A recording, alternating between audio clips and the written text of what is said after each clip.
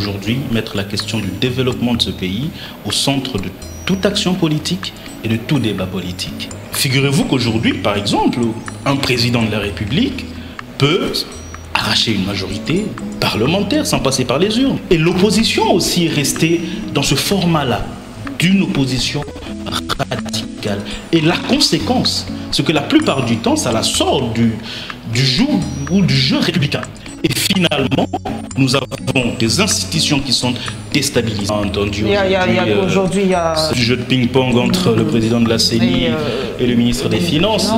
En fait, ce que nous disons, ce que nous proposons comme réforme dans ce domaine-là, c'est que le gouvernement de la République a l'obligation, en tout cas, de financer la CENI, de faire des provisions pour les dotations qui sont à donner à la CENI.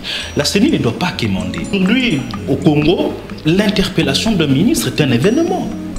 Pourtant, ça devrait être en tout cas une situation normale et ordinaire. En province, il y a des enfants qui naissent qui n'ont pas d'eau potable.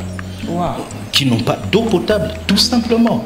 Il y a des enfants qui naissent dont les mères sont tellement en état de malnutrition que leur mamelle ne sécrète même pas le lait maternel. On voit très bien les résultats. Cette législature est éloquente en exemple de l'inexpérience des députés. Donc, nous avons besoin des députés de qualité, des députés qui ont une certaine expérience du travail parlementaire. S'il y a une majorité déjà qui est au Parlement, on sait déjà par exemple que c'est telle faction politique qui a la majorité, automatiquement c'est lui qui a le Premier ministre. Vous voulez créer un précédent en politique? Vous avez déjà eu dans ce pays une majorité qui n'a pas été négociée.